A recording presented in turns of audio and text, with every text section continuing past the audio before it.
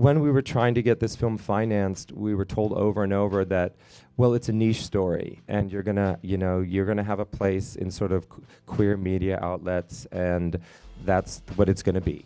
I just wanted to make this movie and tell this story, and if that's where it landed, then that's terrific. Kind of that universal appeal was a surprise for me. You know, I had dads coming up to me and just telling me, you know, that they went to this movie because their daughter saw it on the film festival guide and said, I want to see this, you know, for whatever reason, because it says Adam Lambert, let's go to see this, you know. Mm-hmm. So, and the dad would be dragged to it, and then he would come afterwards and goes, thank you so much for making this story about this relationship between a father and a daughter. I haven't seen that before like this.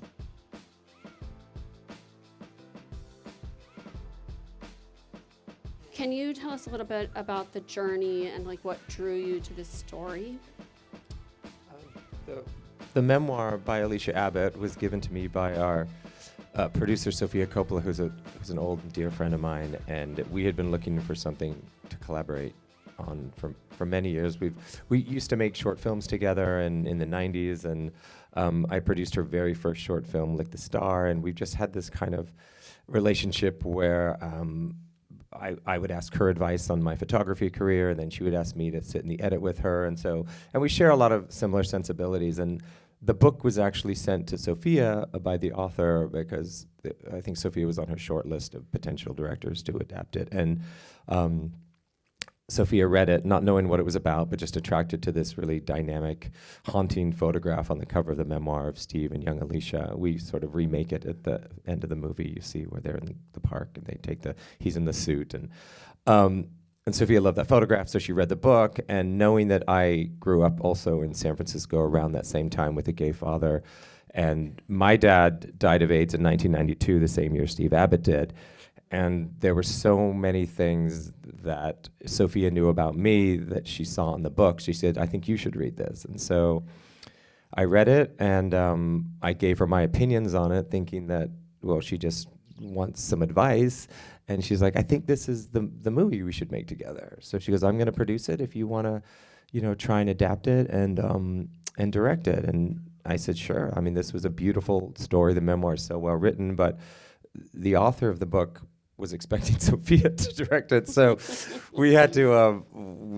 She lives in Boston, and we had to fly out there on a snowy afternoon in November, and we sat with her, and I think she was a little kind of confused because she was meeting with Sophia, and she was really excited. But then there's this man there, and he's a photographer, and why is he there? And I told her my story, and she listened to it, and I think we sat with her for 2 or 3 hours, and she and I just really were sharing all these experiences we had of taking care of a sick parent when you're pretty young and you're just starting your own life, and not just a sick parent, but someone who was your gay father, and then he's like has this disease, and nobody wants to talk about the disease, and there were all these things. I thought I was the only person in the world. She thought she was the only person in the world. So it was a real deep connection on that little cafe in Cambridge on that snowy afternoon, and Sophia and I left her, and we hopped back on a plane to New York, and by the time we landed, she was like, yeah, let's have Andrew make the movie. So I was really lucky that that Sophia found the book, and she understood that I would be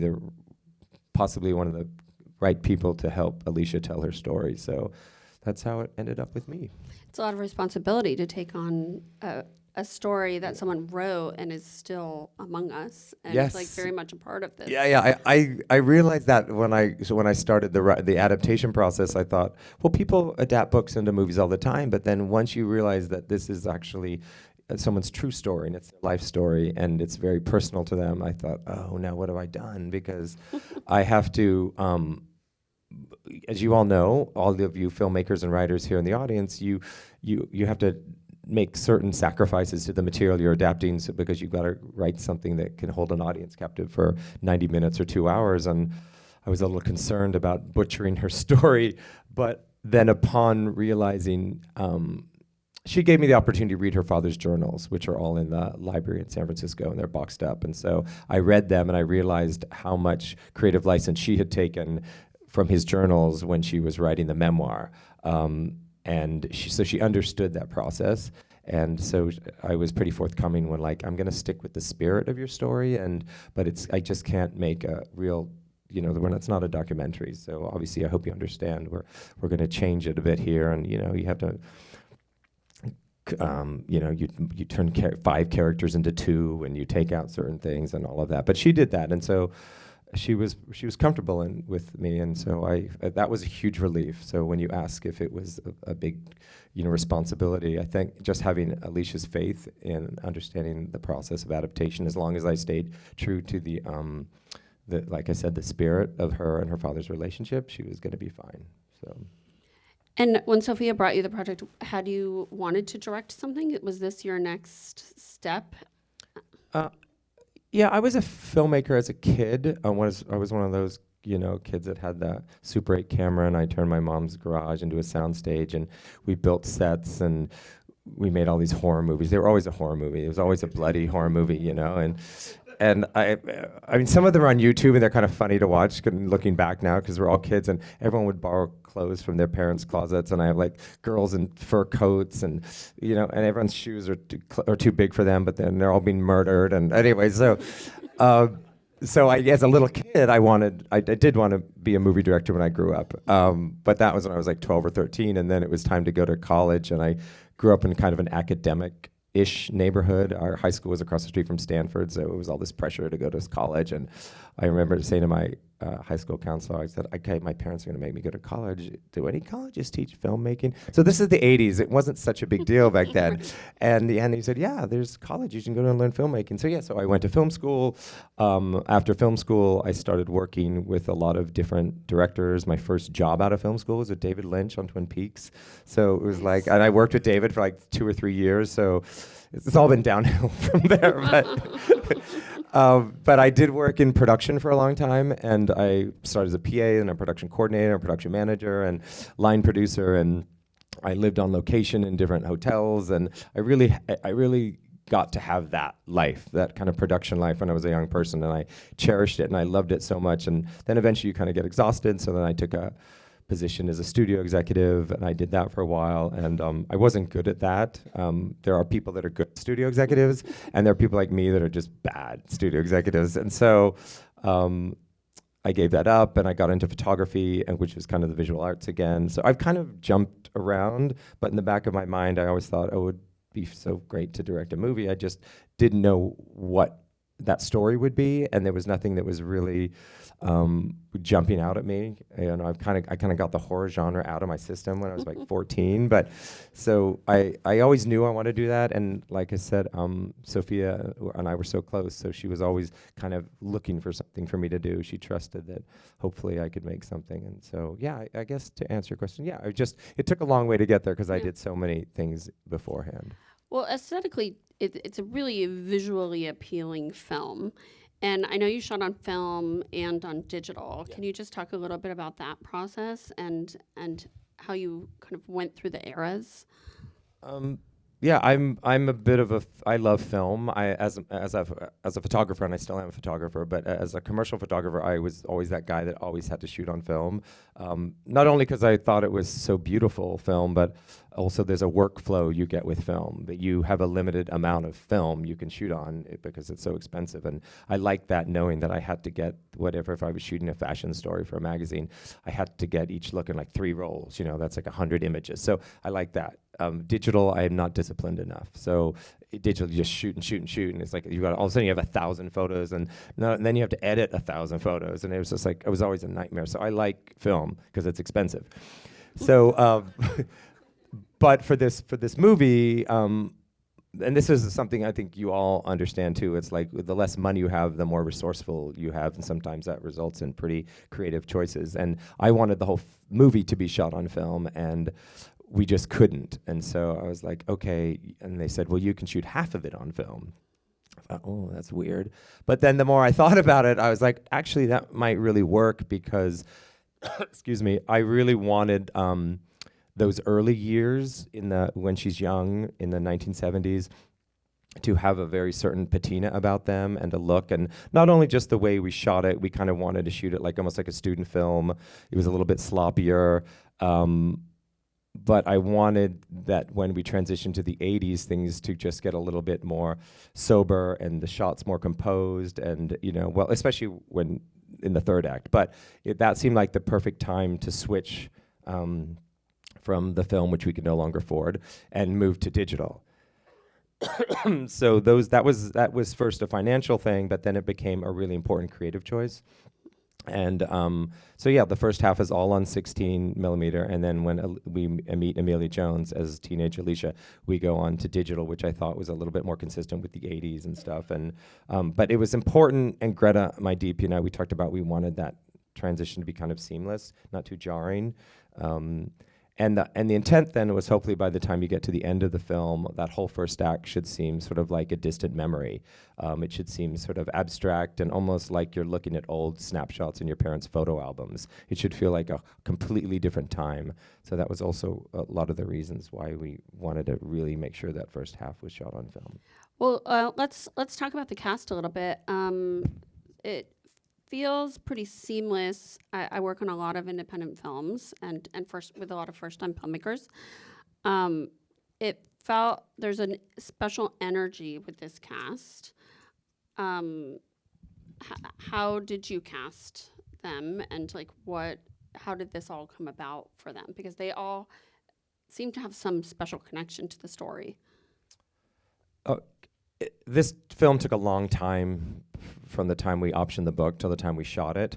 And when you're trying, and I was writing the whole time, which was kind of a gift. Like when it takes so long to get a film made, you can keep working on the script over and over and fine tuning it. And that was really helpful. But at the same time, people kept saying, make sure you attach actors. You need actors. That's how you're going to get financing. You need actors. And well, you kind of have your favorite list of actors and you go out to them and they get interested, and then they wait around for a month or 2 months or 3 months and 6 months and 2 years and 3 years, and they start falling off. And then I knew I was smart enough to know, do not cast the little girl because it's taking so long, because if I had cast somebody then, she would have been like 18 by the time. So Scoot McNairy, who has always been a favorite of mine in everything he's done, and he does have a very similar, he resembles Steve Abbott, but that wasn't really my first reason. I just loved him as an actor, and so he was one of the first people we went out to. And to give you an idea of how long we were trying to make this, his people were like, oh, well, he's in South America shooting Narcos. So if you remember that year, that's how long ago this was. And he was going to be working for 9 months, and I was like, well, I'm not waiting 9 months, that's too long. And of course, 9 months turned into 2 years and 3 years, and we had a couple other wonderful actors attached for the father, but they had to move on, and so I was all of a sudden, we were kind of getting our money together. I'd cast this wonderful Amelia Jones who just sent in a tape. Coda had not come out yet, so I wasn't familiar with her work, but her reading was so beautiful and so natural, and we met over. Again, this is how long ago this was. It was called Skype. It wasn't Zoom. So we were Skyping, and she had a British accent. I didn't know she was from England, but I just fell in love with her, and she was telling me these stories kind of about your question, connections people had. She read the script, and she's got this wonderful grandmother in the UK, and growing up, her grandmother always filled the house with all of her gay boyfriends from the 70s and 80s, and Amelia would go over there as a little girl, and they would have these Sunday brunches, and they'd play Donna Summer, and they would have feather boas and drink mimosas. So she has these wonderful memories. So when she read the script, she was like, this is my life as a little kid at my nan's house. So she was telling me the story, so that was a wonderful connection she had. So she was cast, and Cody Fern was recommended to me, and he's such a chameleon. But Cody Fern played Eddie Body in this, but if you meet Cody in real life, he's a completely different person. But he as a queer person had a lot of connections to this story, and also that kind of character that was like struggling with his sexuality, and so that was really personal to him. Adam Lambert, he also was somebody who grew up coming and visiting his relatives in the Castro, so he had a real connection to that. So we had all these people, and I didn't have my Steve yet, and then we were getting closer and closer, and I said, I want to go back to Scoot. Went back to Scoot. He read the script, and he's got 2 kids, and he's just dealing with all sorts of complicated things at the time with his kids that he loves, and he's trying to raise them the best he can, but he's an actor, and he just loved it. And so it took those many years of him sort of not being available, and then we got him right before we were about to start shooting. So that was that was really, I felt really fortunate because he was such a gift for me as a first-time filmmaker to have him give that kind of performance. That you don't even understand what kind of performance unless you actually know what he did. And we can talk a bit about that if we want to talk about like shooting low budget movies, but he was pretty incredible. And then Gina was, I think, the last person we got on board, and another person who just, the material resonated with her, and she only had to come out for like a day, and she came out and we were shooting in this crappy old house, and she didn't have a trailer, and she was doing makeup and hair in the attic, but the material she liked. So I just learned if you spend enough time writing something that actors are gonna really appreciate, then you kind of get your pick of the litter in a weird way. So I was lucky on this one. I mean, Scoot's so incredible in this role. It's really a unique role too, and I have to imagine that. I mean, he embraced it in a way that's just, it's hard and also beautiful at the same time, and but it is reminiscent of the era too, and memorializing this time frame and knowing what your dad went through too. Like, how important was that to you to just memorialize this time that we've come so far, thank goodness. Yeah. And it's not a death sentence, but like, I remember we left San Francisco in the 80s because our neighbors were all dying and my parents were scared. And like, it's so crazy to think back, but it's really shown in this really like love story way. Well, that's what I loved about the memoir, is that you were sort of in this world where this, San Francisco was a very magical place when I was a kid. It was something that, and when my parents got divorced, my brother and I stayed with my mom down in the peninsula in the suburbs. But my dad moved to the city, but my brother and I would spend our weekends with my dad and all his friends, and we were always just like, we'd come back to school on Monday and we were like, that was so wild. Like, and not just because it was my dad and his friends, but it was like the city itself back then was just incredible. You would go to these parties and you would have these sort of blue blood, old money San Francisco people commingling with like these hippies from the Haight-Ashbury, and then these leather daddies, and then these poets, and like it was just the most interesting eclectic group. And as a kid, you just thought they were all so glamorous, and the city was amazing, and it was so alive. And then all of a sudden, this thing happened, and everyone just got so scared, and everyone started dying, and the city, all that vibrance just kind of went away, and it's almost like the weather even changed, I remember. And I kind of tried to reflect a little bit of that in the film. Just things got like colder, and the streets were empty, and it was a pretty intense time. And there's a scene in the film where Alicia Abbott goes to the pharmacy to pick up some medication for her dad, and she runs into Paulette. That was never in the book. That conversation she had with Paulette was a conversation I had with my own father, because back then everyone was so worried and trying everything, and there were all these crazy drugs, and there was one in particular called AZT, and that seemed so toxic at the time, and people were taking this drug and they were dying from it, and it was like a combination of like Comet and chemo. Like it was just really strong, and everyone was getting sick. And I remember saying to my dad, like, why are you taking this? It has all these horrible side effects. You have this this immune system that's so weak. Why would you do this? And I just remember him saying, I'm not taking it for me. He said, this is for the next generation and the next generation, and we're all guinea pigs in this battle. And that conversation resonated with me so much. So I was like, I have to include that in the script. And I told Alicia I was going to do that, and she completely understood why. Because my dad did say, he goes, one day this pill I'm taking is going to evolve into something that is going to be really helpful. It's just going to take a long time. And that AZT became a protease inhibitor, which then became what was called the cocktail. They do multiple things, and now it's called PrEP, which was what a lot of people take now. And it's just like, you can take it and not get sick. So I just wanted to kind of honor those guys with that scene. So that was something that was really important for me to do. Yeah, it's beautifully done.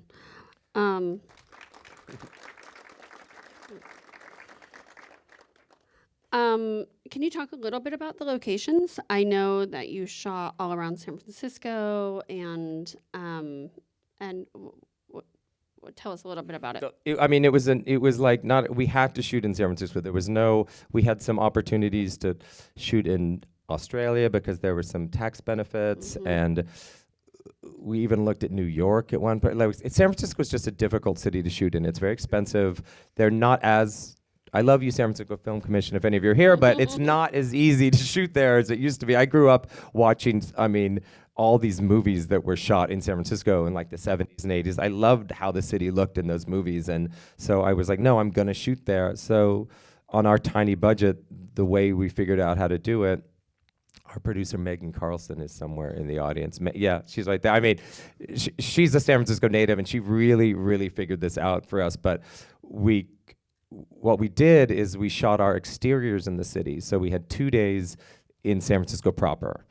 And then we shot all of our interiors right across the bay in a town called Vallejo, which is this great old town, but it's a little bit depressed. But there's a section of Vallejo called Mare Island that has all these old mansions from the 1800s that were there for Navy captains, and a handful of them are still empty. But it's the same architecture as the apartments that were. It was all built around the same time as the city was, so it had kind of all this architecture. And I had this idea because when we did scout some of the apartments in San Francisco, I'd get into those apartments, and I figured by the time we have a camera crew and a sound crew and the actors, they're going to be really small and tight. And because this was always told from this child's perspective, I wanted to heighten all that. And I wanted the ceilings to feel tall and the hallways to feel long and the windows to feel big. And so we weren't getting that. So when Megan found these big old empty mansions in Mare Island, I was like, this is perfect. This is going to read as those apartments. So we took over a couple of them, and we literally shot all 3 apartments in there, and the Italian restaurant and the hospice and part of the French boarding school and the book party. Like, we just turned them into sort of sound stages, which is also a great way, as all of you filmmakers know, if you can eliminate your company moves, you can save a lot of time and a lot of money. And all of this stuff from all of those years when I was working in production on movies, as I started, like I said, as a PA to a coordinator, all of that started coming back to me. And it was such a great feeling, like, oh, I know what we need to do to get these shots and get it done faster. And so we literally cheated a little bit. So we were only in the city proper for those 2 days. And this kind of goes back to what I wanted to say about Scoot. We shot one day of them running in and out of all the apartments on the street and the muni buses going by and that kind of stuff. And then we shot one day in Golden Gate Park. So if you remember the movie, we had scenes of Scoot. We would shoot the young girl Nessa always timed out after a couple hours, so we had to shoot her always before lunch. And then at lunch she left, and then Amelia Jones would come in, and we'd do the 80s or the second half. It was like we were shooting 2 movies. So little girl in the morning on film, switch out camera to digital. Teenage Lisa comes in, we shoot that the second half, and then Scoot would have to change from young Steve Abbott to older and sick Steve Abbott by the second half of the day. And so when you're watching the film and you see Scoot in Golden Gate Park rolling around on the ground with his little daughter and playing and smoking pot and all that stuff, then that scene later on in the film where he's on the bench having that conversation with Alicia or Amelia Jones, that was the same day. So this is what this actor gave me. It was kind of amazing. I didn't realize it until we were in the edit bay what I was getting from him, because I was so focused on just getting the shot. But that when I look back now and I think, wow, that was one day in Golden Gate Park and he did that. It was pretty amazing. I was really lucky. I know. Yeah, no kidding. The response has been pretty remarkable. You said at 97% on Rotten Tomatoes. Wow. With many reviews. Yes. The Sundance reviews were great when you premiered it. You've been showing it around the country. How have you felt the response? And like you had said that people were feeling very connected to this film, and can you tell us just a little bit about your interactions with audiences?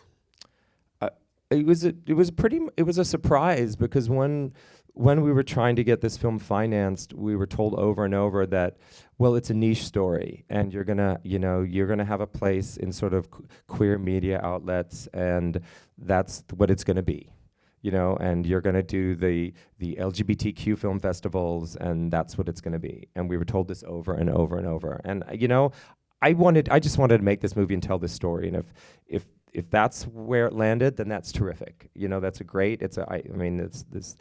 But when after Sundance and we started doing these other film festivals, literally around the world, the kind of that universal appeal was a surprise for me.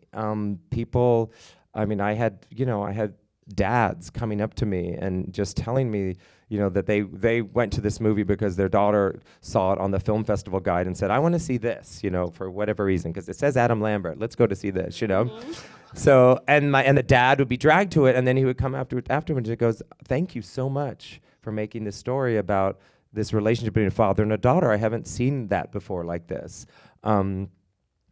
So many young gay people didn't know so much about the AIDS epidemic like this. They didn't understand sort of the personal issues and the history of the medicines and all that. So they loved it, and a lot of the surviving older gay community really loved it. But it was all these other people, teenage girls, for some reason, it really resonates with them. That was something I didn't know. And Sophia kept telling me as I was making this movie, this is a great story for teenage girls. And I wasn't quite sure, I was like, okay, I know it's from her point of view, but it's such a different time for them. And it's like, it doesn't seem very TikTok-y to me or whatever, It's like, what is it? Anyway, teenage girls are really responding to it. And still, they are like, so excited about it, and they're talking about it online, and they come up and they thank me for making a movie where a teenage girl is not treated like a stereotype, and she's not treated like an object or and they really appreciate that. And they also like that, that she has feelings and anger towards her parents sometimes, but they're not sort of in a campy or whatever way. It's something that that really resonates with them. So that was a surprise. Like I said, the universal appeal has been really rewarding for me. And I think a lot of that has to do with Alicia Abbott's memoir too. I think she wrote something that was our blueprint, and she wrote a story that has a lot of themes. And I think that really helps. Yeah. Well, I can't wait for my mom and dad to see this coming through that era. I'm sure they're going to love it. Well, and thank you for sharing this with us and making this film. I mean, I'm so happy to have been a part of this small part of your journey and getting it out there. Well, you're, like I said, you're the good executive. If I can't tell you how lucky we were for this. We waited a long time to make sure we had the right family, and when you team up with the team at Lionsgate who really gets it, and then we have another company called Willa who does social impact films, and they've been really good too. And it's just kind of having that sort of support has been such a relief. Yeah. Yeah. I bet. Well, congratulations, and thank you. Thanks for coming, you guys. Okay. Thank you.